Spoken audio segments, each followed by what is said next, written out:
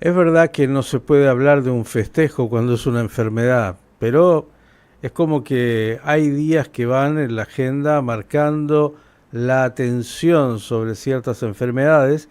Se lo digo porque el 29 de octubre fue el Día Mundial del ACV, el accidente cerebrovascular.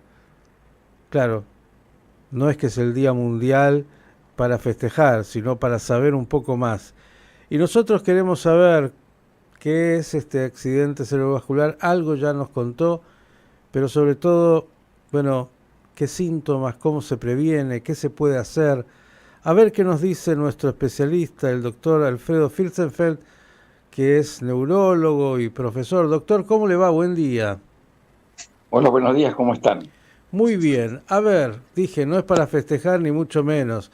Algo que puede pasar, que pasa, tal vez si usted nos dice incluso las estadísticas es bueno saber, si es que las hay.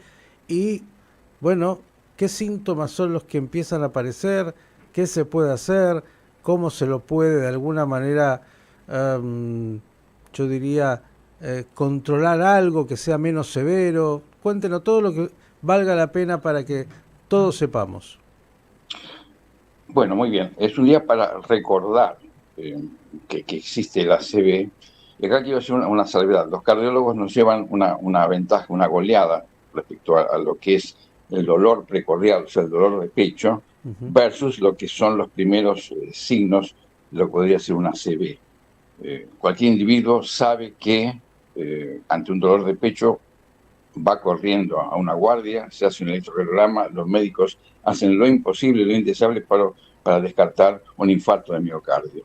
Y lo encuentran o no lo encuentran. Y el individuo puede ser un individuo nervioso y va 4 o 5 veces a la misma guardia y las 5 veces tuvo problemas previos, familiares, etcétera, y le estudian y no lo dejan ir hasta que no están seguros de que realmente no tiene un infarto. A ver, el término ACV o las palabras, las letras significan accidente cerebrovascular. Accidente es algo así como que un individuo va caminando por la calle y se le cae una maceta. En el caso del ACV hay factores de riesgo que perfectamente se pueden controlar, se deben conocer para poder controlarlo. Hay 3 factores de riesgo que son imposibles controlar. Uno es la edad, otro es la raza y otro es el sexo. Esos son 3 factores no modificables. De todas maneras, con respecto a la edad, puedo aclarar que un individuo de 70 años puede tener arterias de un individuo de 40 o 50 y viceversa. Un individuo de 40 años tener arterias tan comprometidas como un individuo mucho mayor. Ujú. Lo cual hoy estamos hablando de una edad vascular o de una edad arterial. Eh, Dicho esto, los factores de riesgo son la presión arterial, la obesidad, el nerviosismo, el consumo de sustancias, etcétera, etcétera. Todo esto son el colesterol, son todos conocidos y modificables y manejables. Para eso tiene que haber una aceptación por parte del individuo de querer cuidarse, del médico de darle las indicaciones correctas y de que el medio ambiente en el que se mueve, o sea, la familia en el que se mueve este individuo, también colaboren como para que esto funcione. Y vuelvo a repetir, el Estado es muy importante que también actúe en este momento. Hay una ley que plantea, que está redactada, pero que todavía no ha sido regulada, por lo que yo entiendo, en que un individuo que presente un ACV en cualquier institución o la institución más cercana, aunque no esté afiliado, debe ser asistido y se debe colocar una sustancia, un fibrinolítico, que destaparía esa arteria. Bueno, esa ley todavía no ha sido puesta en marcha. Por lo tanto, ahí también hay un tema para trabajar. Eh, Cuando yo digo que la hipertensión es un factor de riesgo a tener en cuenta, solamente con el buen control de la presión, o sea, no es solamente tomarse la presión, sino dominarla, tenerla en valores normales, se reduce en un 40% las posibilidades de aparición de una cirrosis. Fíjense que estadísticamente es muy significativo. Y hay una gran cantidad de individuos que van por la calle y que no saben que no se han tomado la presión, que no saben que son hipertensos. Y esto es solamente cuidando la presión arterial, ya tenemos una disminución de riesgo del 40%, que es un valor enorme. Después está el tipo de vida cotidiana, etcétera. Yo quiero dar una serie de tips como para que sean útiles para la audiencia e inclusive para los colegas. De repente, o sea, ¿qué significa ACV? Es la interrupción de la llegada de sangre a determinado sector del sistema nervioso, ya sea porque se obstruyó una arteria, 85% de los casos, o porque se rompió un vaso y hay un derrame de sangre. O sea, es 85 a 15% la proporción. Es muy común y muy frecuente que un individuo tiene síntomas de lo que podría ser una ACV, llega el colega, llega el médico de la guardia, llega al domicilio, le encuentra una presión de 18, 180, 110, y bueno, inmediatamente le da un vasodilatador, le pone sublingual, le da una medicación para bajar la presión, y logra llevarla a 120, 80. Todos muy contentos, el médico se frota las manos, y el paciente colapsa. ¿Por qué colapsa? Porque en ese 18-11 no es una cifra caprichosa, es una cifra límite que yo planteo. 180, 110 no se debe tocar cuando se presume o se está en desarrollo de una ACV, porque justamente es una presión o hipertensión reactiva. Los demás vasos tratan de corregir y de llevar sangre al lugar que ha sido afectado. Entonces, esa hipertensión y la taquicardia que se presenta o que presenta el individuo es justamente para corregir, tratar de llevar sangre al lugar donde no hay. O sea que bajar la presión bruscamente conlleva un deterioro y un colapso y la destrucción del individuo. O sea que mucho cuidado con eso de entusiasmarse y de bajar la presión. Por encima de 18, 19, bueno, sí, ahí hay que actuar. Pero 18, 11 es un valor de presión que yo recomiendo que se tenga en cuenta, que no es el causante, sino que es la reacción. Bien. ¿Qué se debe hacer con el individuo? O sea, y esto va para los colegas, si hay un mal paciente, generalmente se dice que es un médico, el médico es muy negador de sus síntomas. De repente, ante un dolor de pecho, vuelvo a repetir, todos salen corriendo a hacerse ver y a hacerse un electrocardiograma como mínimo. Y el médico actúa y el médico se esmera para descartar todas las posibilidades. Pero de repente un individuo se le durmió un brazo, están durmiendo, y dice, bueno, seguramente por la posición, dejó de ver de un ojo y después se recuperó. Bueno, me entró una basurita en el ojo, y así un montón de fallas, un trastorno del equilibrio, un trastorno en el habla, que apareció y desapareció. Bueno, me puse nervioso. O sea, hay muchas explicaciones que, vuelvo a repetir, se las dan los propios colegas. Bueno, esos son signos premonitorios de que algo está ocurriendo. Eso es algo compatible con lo que se llama TIA o AIT, ataque isquémico transitorio. O sea, se tapó una arteria, dio los síntomas, después se liberó el trombo, se recanalizó, llegó la circulación y el efecto clínico, el trastorno clínico desapareció. ¿Qué pasa con un individuo que llega a una guardia con esos síntomas? Que ya le pasó hace 2 o 3 horas. Bueno, le toman la presión, más o menos está normal, le sacan sangre, le hacen una tomografía y es normal. Dice, bueno, quédese tranquilo, estuvo algo, pida un turno con neurología. Bueno, el turno con suerte se lo dan en 30 días.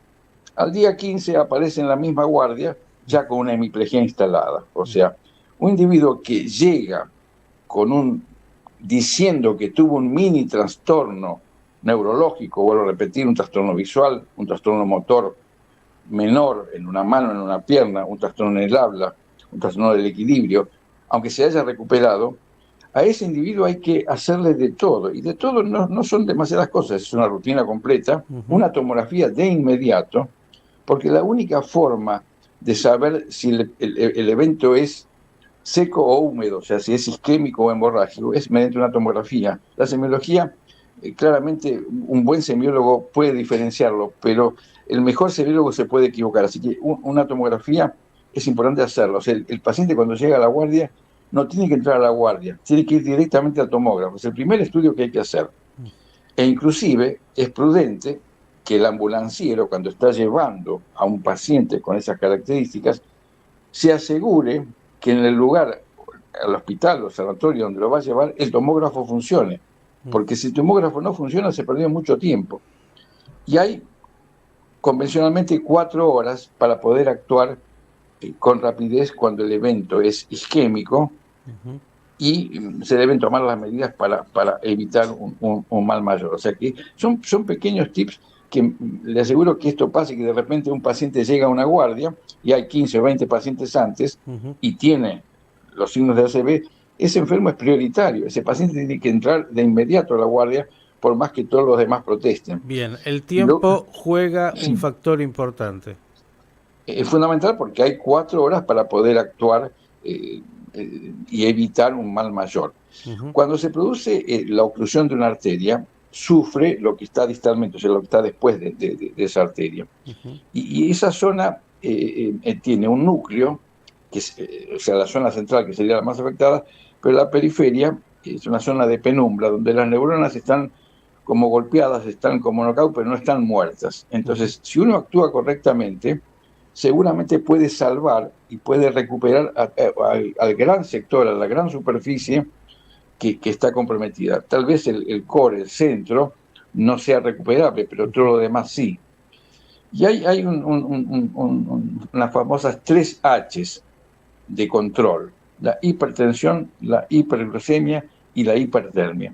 Son 3 factores que se tienen que tener en cuenta en la guardia. Esto obviamente no es para el paciente, pero es para el manejo de guardia, que es muy importante y que no siempre es un especialista el que toma al paciente. El paciente no tiene que tener fiebre porque eso empeora la zona de penumbra, es la zona que rodea al centro del lugar comprometido o con isquemia. No debe tener hiperglucemia, o sea, la glucemia hay que bajarla. Y la hipertensión hay que bajarla siempre y cuando, si estamos en las primeras horas, no esté por encima de 180, 110. Esos son criterios muy sencillos de tomar.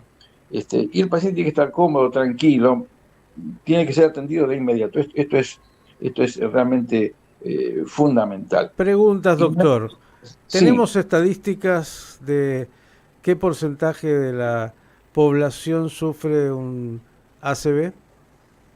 Y bueno, prácticamente es la segunda o tercera causa de muerte en cualquier sociedad, como en cualquier ciudad importante como Buenos Aires o cualquier ciudad importante de la Argentina. Estos serían los números. Y va palo a palo con el infarto de miocardio. Bien. En realidad, la enfermedad cerebrovascular y cardiovascular es prácticamente lo mismo, depende de la localización. O le tocó el corazón, las coronarias, o le tocó alguna arteria cerebral, o sea que es inmenso. Atacando rápidamente el problema, ¿hay también alguna estadística de cuántos de los pacientes pueden salvarse? Los números son difíciles de manejar y Argentina no se caracteriza por tener muy buenas estadísticas, pero doy una pauta. Si el paciente que llega a una institución con un... A ver, el ACV tiene distintas magnitudes. Está el AIT, que es el ataque isquémico transitorio, que el paciente ya resolvió el problema por sí solo, sin actuación médica. Está el ACV menor, donde el déficit motor o sensitivo, trastorno del equilibrio, trastorno visual ha quedado, pero es menor. Y está el grado mayor, donde el paciente ya está en una situación de compromiso de vida.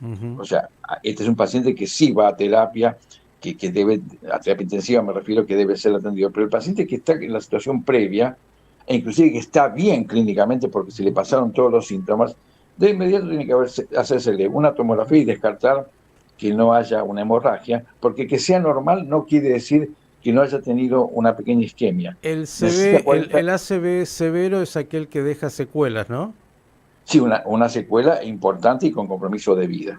Que afortunadamente no es la gran mayoría de los pacientes. La mayoría de los pacientes consultan por eventos menores. Y evidentemente el que hace un evento mayor es porque tiene toda una historia de vida muy complicada, con una hipertensión maltratada, con un colesterol no tratado, con obesidad, etcétera, etcétera. O sea, con todos los factores de riesgo que sí se pueden controlar y que este individuo, por lo que fuere, no lo ha podido hacer. Bien. Me parece que lo que yo quiero... Sí, dele, que nos quedan unos segunditos. O sea, lo que quiero apuntar es a que los factores de riesgo deben ser controlados y bien manejados, reducen enormemente la posibilidad de desarrollar un evento, un ACV, y si se desarrolla, que los efectos, que las consecuencias sean muy menores. O sea, que esta es una muy buena noticia. Y después, bueno, hay una serie de medicamentos específicos y generales, y no estresarse, hacer ejercicios, comer bien, bueno, todo lo que sabemos pero que no todos realizamos al mismo tiempo, ¿no es cierto? Doctor, como siempre, clarísimo, nos ha dado el camino para entender qué es lo que podemos hacer, qué es lo que debemos hacer y finalmente, bueno, saber que esto es una realidad que tenemos que saber enfrentar de los ataques cerebrovasculares. Gracias como siempre. Una cosita más, la emergencia es cuando el paciente está bien, no cuando ya el paciente está muy comprometido. Esa es la emergencia. Ahí hay que actuar. Cuando el paciente no tiene síntomas, cuando lo tuvo y se le pasó. Bien, buen dato también para tener sumamente presente. Gracias como Bueno, siempre. El doctor Alfredo Fürstenfeld chao. dándonos un pantallazo muy claro de algo que es, como dijo, tan común como el ataque, o lo que se llama el ACV, ataque cerebrovascular.